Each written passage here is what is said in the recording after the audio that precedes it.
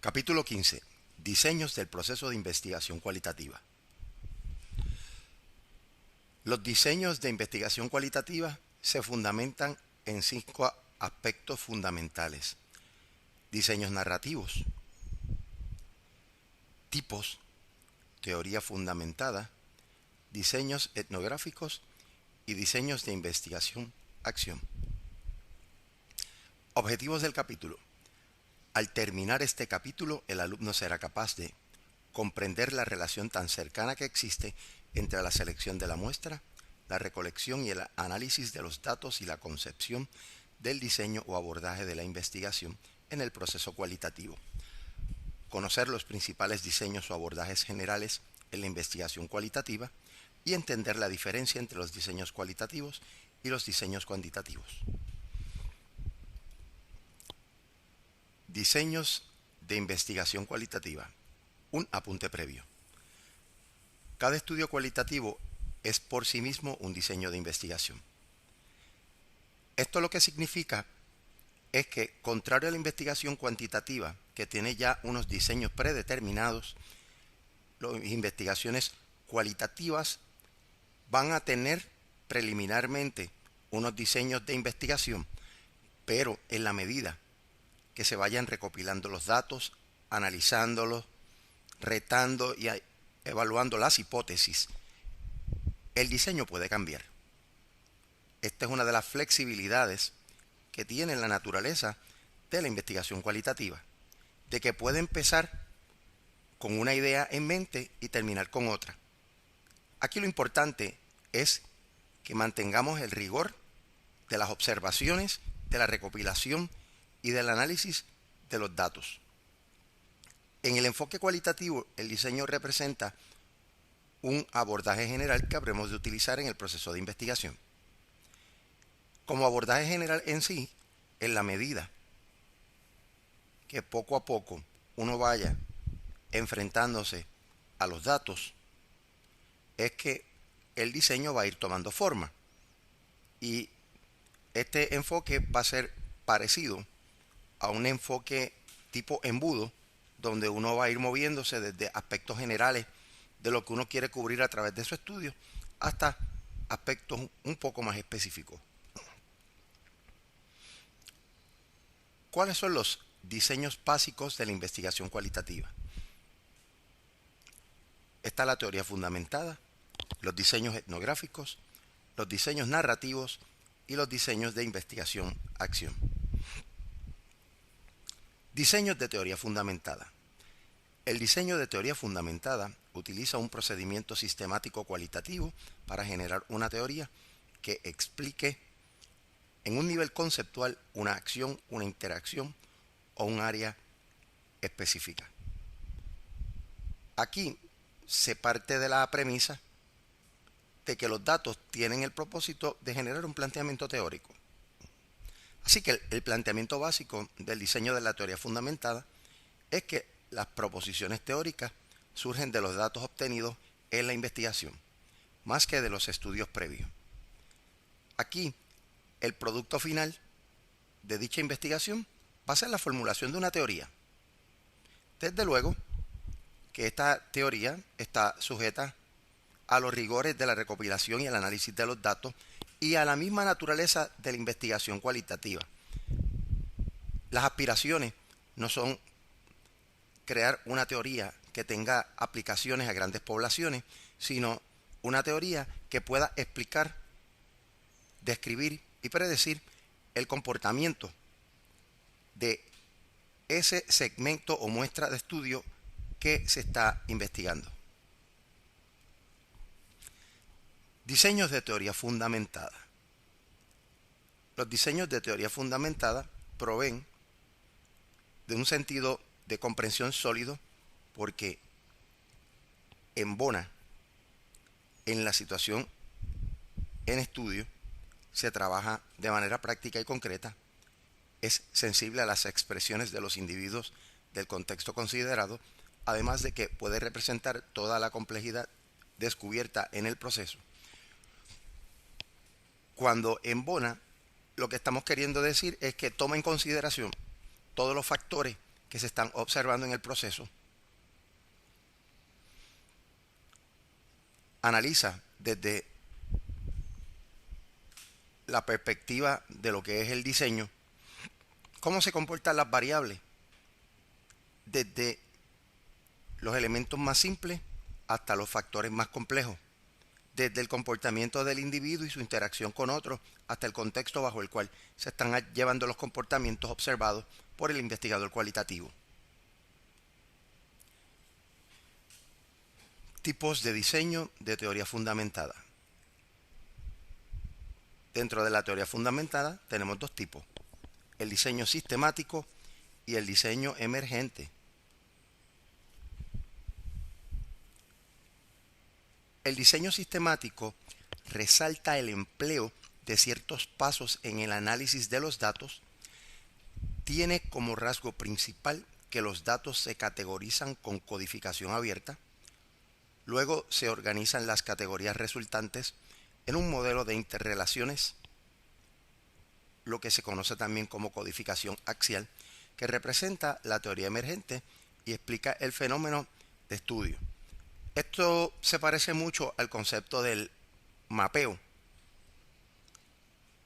Cuando nosotros estamos desarrollando una revisión de literatura, vamos analizando los datos y las variables y vamos haciendo una interrelación o un mapa.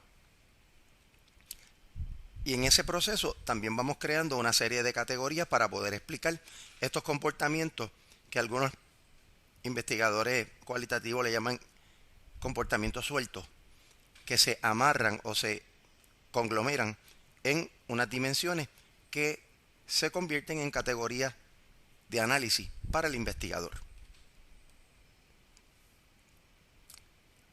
Aquí presentamos un ejemplo de un esquema de diseño sistemático donde tenemos las condiciones causales que se dan a través de las observaciones que hacemos del fenómeno.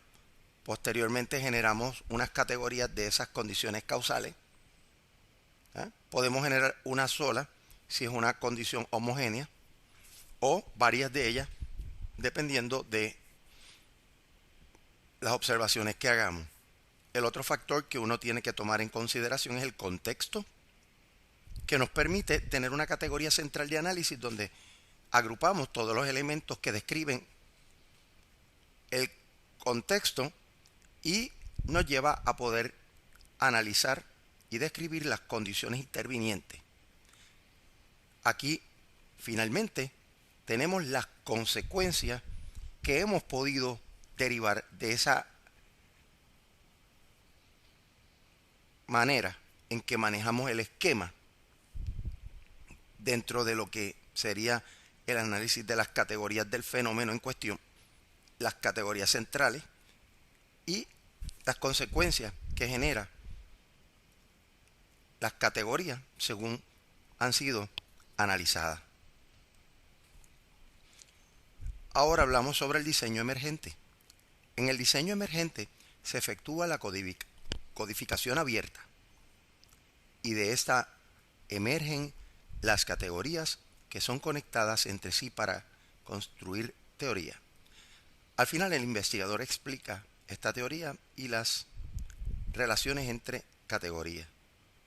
La teoría proviene de los datos en sí y no es forzada en categoría.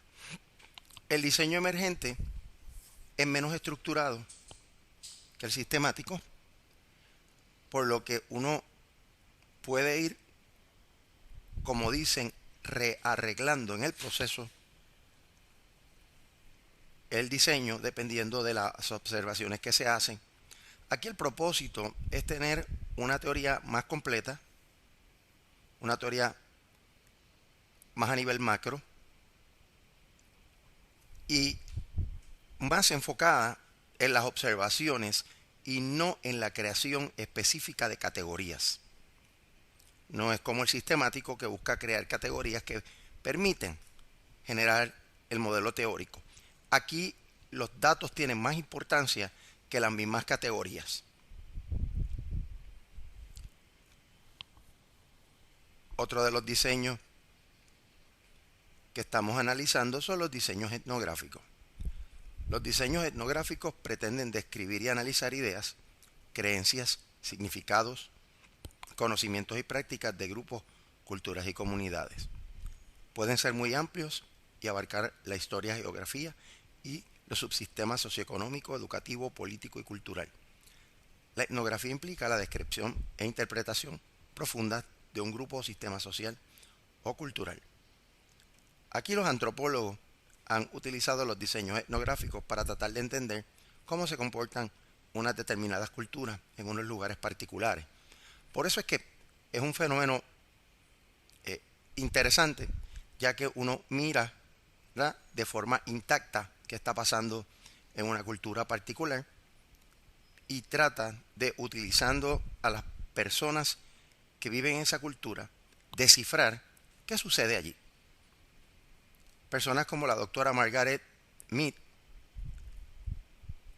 doctor Levi Strauss, Gregory Bateson, entre otros, fueron antropólogos que utilizaron los diseños etnográficos para poder entender el comportamiento de diversas culturas. Hoy en día, los psicólogos industriales organizacionales utilizamos diseños etnográficos para tratar de entender las culturas organizacionales. Uno de los diseños que hemos utilizado por muchos años es el planteado por el doctor Edgar H. Scheim, que establece que una cultura organizacional se da en función de la integración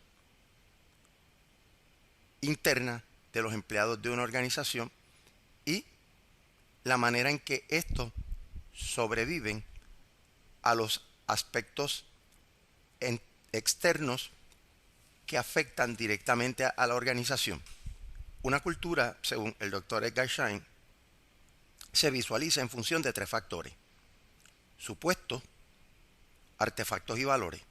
Los supuestos son aquellos planteamientos que en un momento fueron expuestos por los miembros de la organización, pero con la práctica continua de las conductas derivadas de este supuesto, la gente dejó de cuestionárselo y se comportaba de acuerdo a unos supuestos que nadie los verbalizaba, nadie los cuestionaba, pero la gente los practicaba. Un ejemplo bien sencillo: una situación que tuvo una ex estudiante mía hace muchos años, que estudió sistemas de oficina, se graduó, fue un trabajo, y el primer día que llegó conoció a sus compañeras asistentes administrativas de otros departamentos, y cuando fueron al receso de media mañana se encontraron, y empezaron a compartir, y a la salida del receso cada una de las compañeras de esta ex estudiante mía llevaba una taza de café para su jefe. Cuando ella les cuestionó que por qué llevaban esa taza y para dónde, ya les dijeron que eso era para el jefe y que ella debía de agarrar una taza también de café y llevársela a su jefe. Ella cuestionó esa premisa o ese supuesto, y sus compañeras le advirtieron que tenía que tener cierto cuidado porque ese era un hábito que ya se había establecido entre las asistentes administrativas de llevarle café al jefe. Y mi ex estudiante se molestó muchísimo porque ella pues argumentó que se había graduado para practicar sistemas de oficina como asistente administrativo y no para llevarle café al jefe. Pero con el tiempo ella asimiló la cultura, asimiló ese valor que estaba ya arraigado y convertido en un supuesto, y lo llevó a la práctica. El otro elemento son los valores. Los valores se convierten en supuestos, lo acabo de mencionar, pero también en el nivel cognitivo de valor, ¿verdad? Cognitivo y conductual, porque cognitivo es porque la gente crea conciencia de él. Por ejemplo, una organización que promueve constantemente el trabajo en equipo y lo coloca en diferentes lugares y lo está constantemente diciendo, está promoviendo un valor. ¿Por qué? Porque son unos comportamientos valorados por la organización, como propiamente es el significado de la palabra. Así que los supuestos y los valores son sumamente importantes para entender una cultura. Y un tercer factor son los artefactos. Los artefactos son todos aquellos elementos que son visibles y tangibles dentro de una organización y que hacen que ésta sea muy característica en sí misma. Por ejemplo, los códigos de vestimenta, la manera en que la gente se relaciona, la arquitectura de la organización, la decoración de la organización. Todos estos factores que son visibles, que son tangibles, son parte de la cultura y refuerzan la cultura organizacional. Así que aquí ya tienen un ejemplo de cómo uno puede utilizar los diseños etnográficos para hacer una investigación de cultura organizacional utilizando el modelo de Garshine. Ahora bien, los diseños etnográficos tienen diversas clasificaciones. Están los diseños realistas o mixtos, los diseños críticos y los diseños clásicos. También tenemos los diseños microetnográficos, los estudios de casos culturales y la metaetnografía. Tenemos también los diseños narrativos. En los diseños narrativos, el investigador recolecta datos sobre las historias de vida y experiencias de ciertas personas para describirlas y analizarlas. Los diseños narrativos pueden referirse a toda la historia de vida de un individuo o un grupo, un pasaje o época de dicha historia de vida, uno o varios episodios. Estos tienen un sistema de clasificación, ya sea a través de tópicos, a través biográfico o autobiográfico. También tenemos los diseños de investigación-acción, cuya finalidad es resolver problemas cotidianos e inmediatos y mejorar las prácticas concretas. Su propósito fundamental se centra en aportar información que guíe la toma de decisiones para programas, procesos y reformas estructurales. Esta técnica se utiliza mucho en la psicología industrial organizacional, donde uno entra y comienza a recopilar información sobre qué es lo que está pasando en la organización. Tan pronto identifica unas áreas críticas de intervención, interviene propiamente, mejora, pero investiga o sigue o continúa investigando, continúa interviniendo, luego continúa investigando y así es un ciclo bastante continuo hasta que se resuelven diversos o los problemas que llamaban la atención de la gerencia en la organización. Y es un ciclo donde usted, en vez de, como se hace en los métodos cuantitativos, usted recopila los datos, los analiza y deriva hipótesis, reta las hipótesis o las pruebas o las desaprueba. Aquí usted recopila la información para resolver problemas y una vez lo resuelve, sigue recopilando para resolver otro. Los diseños de investigación-acción tienen unas características principales. La investigación-acción envuelve o involucra la transformación y mejora de una realidad. Como les comentaba, el propósito es recopilar información, transformar, recopilar información y transformar. En segundo lugar, parte de problemas prácticos y vinculados con un ambiente. Está enfocado en un ambiente particular donde están sucediendo las cosas. E implica la total colaboración de los participantes en la detección de las necesidades. Es un proceso bien inclusivo también donde las personas participan. Así que este modelo, que tiene muchas aplicaciones en el campo organizacional, consta de tres partes. Observar para construir un bosquejo del problema y recolectar los datos. Pensar, o sea, analizar e interpretar y actuar. Y resolver problemas para implementar mejoras. ¿Sí? dentro de lo que es el diseño de investigación-acción, tenemos que es práctico porque ayuda a resolver problemas y es participativo porque involucra a las personas impactadas en la solución del problema. Por tanto, es inclusivo. Otros diseños. Tenemos el diseño fenomenológico. Este funciona más a través de la narración o narrativa de experiencias individuales subjetivas de los participantes. Ahí tenemos los estudios de caso, que son sumamente importantes en ocasiones para entender cómo unas personas se comportan en determinadas situaciones y cómo esos comportamientos se reproducen en otros individuos bajo las mismas circunstancias. También cómo ciertas situaciones las personas las manejan de diferente manera.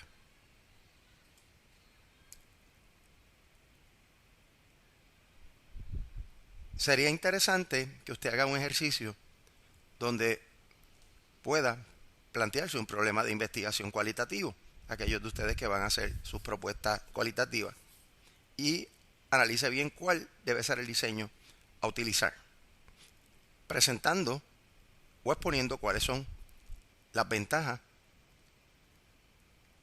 de este diseño o los distintos diseños, porque una investigación cualitativa puede tener varios, como habíamos mencionado. Hay ocasiones que, dependiendo de lo que uno quiere observar, tiene que utilizar varios acercamientos.